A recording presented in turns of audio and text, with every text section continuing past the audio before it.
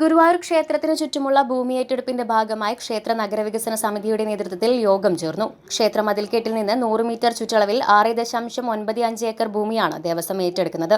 ഭൂമി ഏറ്റെടുക്കലിനുള്ള 11/1 നോട്ടിഫിക്കേഷൻ ഇറങ്ങി. തുടർ നടപടിക്ക് സ്പെഷ്യൽ തഹസിൽദാർ ഓഫീസ് ഗുരുവായൂരിൽ പ്രവർത്തനം ആരംഭിച്ചു. ഈ ഘട്ടത്തിലാണ് ഗുരുവായൂരിലെ വിവിധ സംഘടനകൾ ഒത്തുചേർന്ന് ക്ഷേത്ര നഗരവികസന സമിതിയുടെ നേതൃത്വത്തിൽ യോഗം ചേർന്നത്.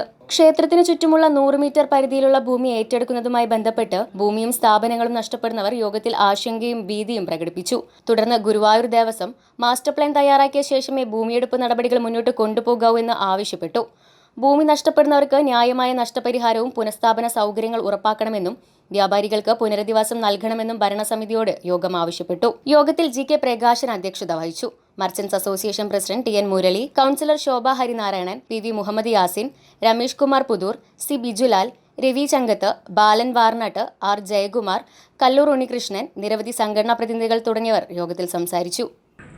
ഇപ്പോൾ നേരത്തെ മുരളിയേട്ട സൂചിപ്പിച്ചു, നമ്മൾ ഓരോരുത്തരെ വിളിച്ച് ഈ കൂട്ടായ്മ പൊളിക്കാനുള്ള ഒരു ശ്രമമാണ് ഇനി ചെയ്യാൻ പോകുന്നത്. പക്ഷെ നമ്മൾ കൂട്ടായിട്ട് നമുക്ക് വേണ്ടി ശബ്ദിച്ചില്ലെങ്കിൽ ഇത് നേരത്തെ സൂചിപ്പിച്ച പോലെ കണ്ണീരിലാണ്ട് നമ്മൾ ഇറങ്ങിപ്പോണ്ടി വരും. ഒന്നുമില്ലാണ്ട് ഇന്ന് ഗുരുവായൂരിൽ ഒരു ഇഞ്ച് ഭൂമി വാങ്ങണമെങ്കിൽ എത്ര ലക്ഷം കൊടുക്കണം?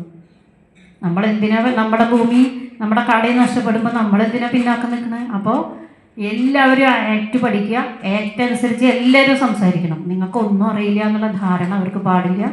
ഈ 3 കാര്യങ്ങൾ സ്ട്രെസ് ചെയ്യണം: നഷ്ടപരിഹാരം, പുനരധിവാസ പാക്കേജ്, മാസ്റ്റർ പ്ലാൻ. ഏറ്റെടുത്ത ഭൂമിയെ പറ്റിയിട്ടൊന്നും പറയണ്ടല്ലോ, എന്താ ഓരോ സ്ഥലത്ത് കിടക്കണേന്ന്.